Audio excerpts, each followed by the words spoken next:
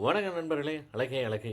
அதாவது நம்ம சுரேஷ் வந்து அக்கறையா கேட்குறாப்புல, என்ன போஸ்டிங்க்கு வேலைக்கு அப்ளை பண்ணியா? அதெல்லாம் அப்ளை தான் பண்ணியிருக்கேன் அப்படிங்கிறாப்புல.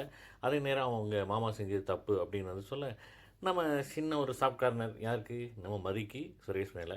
இந்த பக்கம் அடுத்த நாள் வந்து நம்ம மலர் வந்து வாசல்ல உட்காந்து கீரை இது பண்ணிக்கிட்டு இருக்காங்க. "என்ன கீரை இது பண்ணிட்டு இருக்கியா?" அப்படின்னு வந்து அவங்க மாமியார் வந்து கேட்க, "ஆமா அதெல்லாம் பண்ணிக்கிட்டு இருக்கேன்" அப்படிங்கிறாப்புல. சும்மா இருக்காம பக்கத்து வீட்டா இருக்க செல்வி அக்கா வந்துட்டு நம்ம மலர் வாய நோண்டுறாப்புல, "என்ன ரேவதி வந்துச்சாம்ல, கூடயே வந்து இந்த மாரி தரணியும் வந்தாப்புல அப்படி இப்படின்னு சொல்லி இதெல்லாம் வந்து கேட்டுட்டு இருக்காப்புல. இன்னொரு அந்த பையனும் வரல. ஏன்? எதுக்கு? உங்க மாப்பிள்ளை வேற வந்து முகம் சரியில்ல" அப்படி இப்படின்லாம் சொல்லி ஊர்வாய் எப்படி பேசுவாங்களோ அது மாரி வந்து கேட்குறாப்புல. அதுக்கு அவங்க அம்மா அதாவது மாமியார் வந்து அவங்களும் பதில் பேச முடியாம வந்து சமாளிக்கிறாங்க. இந்த பக்கம் வீட்ல வந்துட்டு எல்லாம் காஃபி குடிச்சிட்டு இருக்க, நம்ம பாக்கியராஜ் சொல்றாப்புல, "அங்க போவே கூடாது" அப்படின்ட்டு அவங்க தங்கச்சிய வந்து சொல்றாப்புல.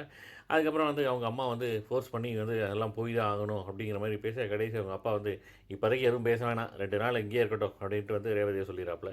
அடுத்து வந்து நம்ம 3 பேரும் மலரு, மதி, ரேவதி 3 பேரும் வந்து, நம்ம இப்படி இருக்கிறதுனால தான் நம்மள இவ்வளோ அடிமைப்படுத்துறாங்க. நம்ம எல்லாரும் வேலைக்கு போனா இந்த பிரச்சனை வராது. நமக்கு நாமே வந்து கைய ஊண்டி நிக்கலாம் அப்படின்னு வந்து பேசுறாங்க. அதோட முடியுதுங்க. பார்க்கலாம் நாளைக்கு எப்படின்ட்டு.